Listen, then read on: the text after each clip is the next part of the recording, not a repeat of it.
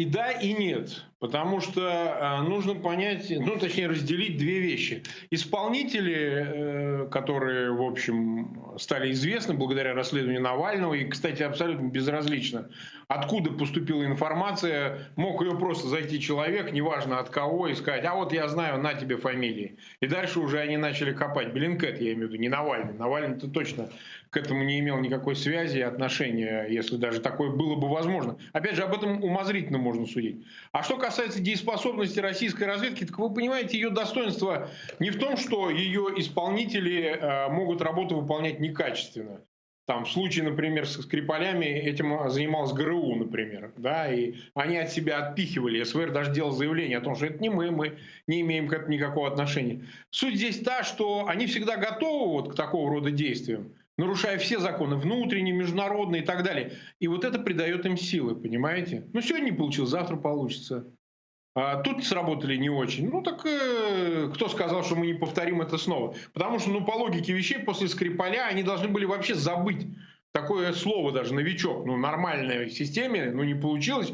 Больше никогда к этому не прибегать. Никогда не давать повода обвинять себя в подобных же повторении действий. Да? Но они же не парятся, они же по новой это все делают. И тем более Навальный, я думаю, что он прав в том, что говорит, что несколько лет шла оперативная работа в отношении него, и там один из медиков, это что за оперативники, медики? Это когда это в ФСБ для обеспечения наружного наблюдения и всего остального обязательно надо было использовать медиков. На кого это, на какого дурака это рассчитано?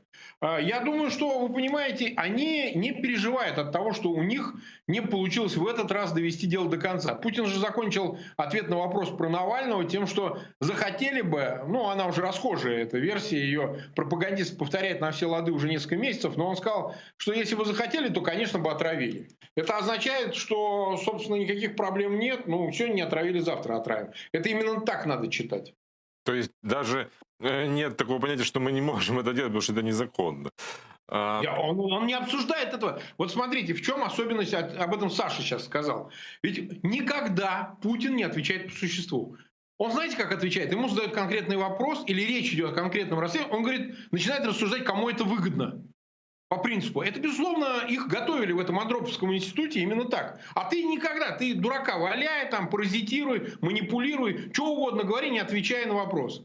Их этому учили. Вот он какую методологию усвоил, он сразу начинает говорить, что это выгодно Америке, которая нас обвиняет. Это месть, он сказал, в частности, относительно расследований, выше он сказал о расследованиях проекта, относительно его зятя Шамалова, относительно любовницы Кривоногих. Он же отвечал как? Это американцы мне мстят за то, что они думают, что наши хакеры от военного разведывательного ведомства, значит, торпедировали американские выборы в 2016 году. Вы понимаете, какая логика абсурдная?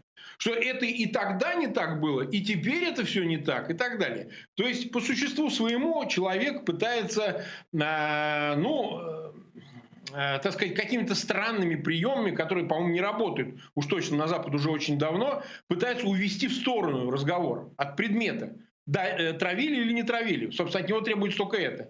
И вы знаете, на внутреннюю аудиторию это работает. Внутренняя работа, они сразу переключаются, начинают говорить, ну да, это же американцы, им выгодно, и вот они теперь вбрасывают какие-то версии и так далее. А суть-то простая. Если возбудить уголовное дело, действовать по закону чисто, оно должно быть возбуждено. Этих людей надо допросить. Они могут сказать, что мы никого не травили. Мы отказываемся давать показания по 51-й. Но допросить-то их обязаны. Это не то, что желание или нежелание. Если потерпевший указывает на этих лиц, что они причастны к его отравлению, их просто обязаны допросить. А если их не допрашивают, это должностное преступление. Понимаете?